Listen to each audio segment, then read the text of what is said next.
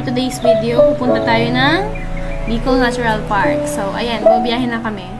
Bali, pupunta kami ng Basud Municipal, but nakaunti lang yung butterflies, kaya nag-proceed na kami dito sa next destination natin. Hindi na nga namin na-videohan yung tumigil kami dun sa Maytulay kasi nga hindi namin alam kung lampas na talaga kami sa Bicol Natural Park. Pero, nung gumamit kami ng Google Map, sobrang layo pa talaga namin. So, ayan. For the go lang kami. So, thank you pala kay Kuya Kia and kay Tito na sinamahan kami para makarating kami ng Bicol Natural Park. So, sabi nga ni Ate Lian, may nakita daw siyang dalawang unggoy. Grabe ang lino ng mata. Parang may dalang microscope. Pagdating nga namin, ayan, gumawa na agad ako ng magandang entrance. At masasabi ko na lang talaga, oh my God! Sobrang ganda, refreshing. So, ayan, nag-start na kami talaga dyan maghanap. And talagang hindi kami binigo ng mga butterflies dito. Unang bungad talaga sa amin, makikita mo na talaga.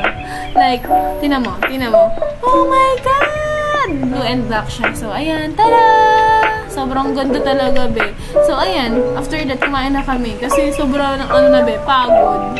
So, sabi ko nga dyan, bakit ang tabi sa tikat ng juice?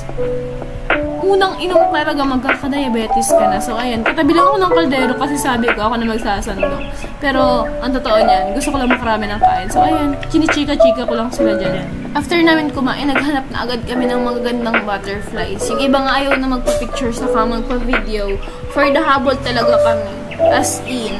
Then, pumunta kami sa ibang part. Ayan, umakyat kami dyan sa parang stage. Ayan o, aura pa ako dyan. Oh, umikot ang Disney Princess. After that, nagpicture-picture lang kami. And, ayan, uwian na. Kasi may subject pa sa hapon. Baka maabstinan kami. And, ayan, nagkikwentuhan kami dyan about sa mga experience namin talaga sa paghahanap ng mga butterflies at sa pag-observe ng lugar kung saan sila mas madalas nakikita. And pagpasok talaga namin dito, like mapapasabi ka talaga ng wow, sobrang ganda talaga. Pauwi na kami dyan pero talagang ayoko nang umuwi. Ang ganda talaga. Actually, may ilog talaga dyan. And ang ganda niya, akala nga namin kami lang yung tao. And after siguro magtanghali, ang dami ng tao. As in, naliligo talaga sila. And yung tubig, sobrang lamig. May baging. Pumunta nga pa kami dun sa may, parang kuweba. Ang ganda. Pagpasok mo, sobrang lamig kahit wala namang aircon. Kaya masasabi na lang kung pumunta ka dito. Ang ganda talaga. Wala akong masabi, Sobrang ganda talaga.